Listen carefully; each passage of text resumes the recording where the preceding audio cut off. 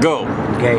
Okay, now as we just left at my first location, God blessed us, opened up a door to go to the second location where we were paying about $12.50. My wife was with me, and we had more members from the first location.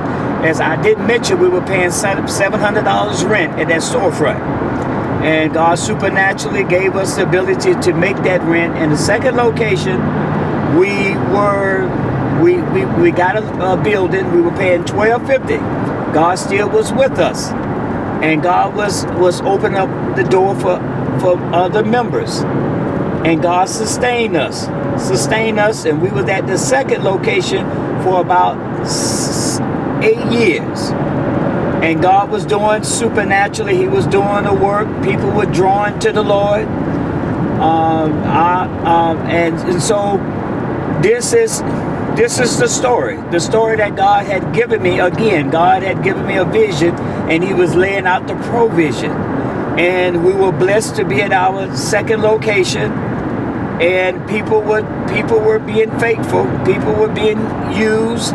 They were being delivered. They were being made free. People were getting strength in their life, and I was so humble, because I knew it was not me.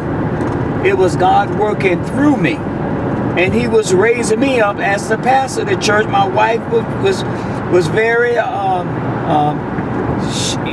God was using her, talking especially to the women of the church. And I'm just so thankful what God has done over the years. And it's something that stays with me. That's a testimony of what God can do, and what God will do in a person's life.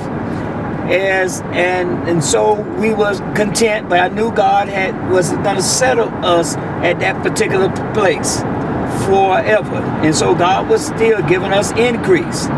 He was increasing the people's knowledge of who He was. And I stuck to the point that scripture says, who do men say that I am?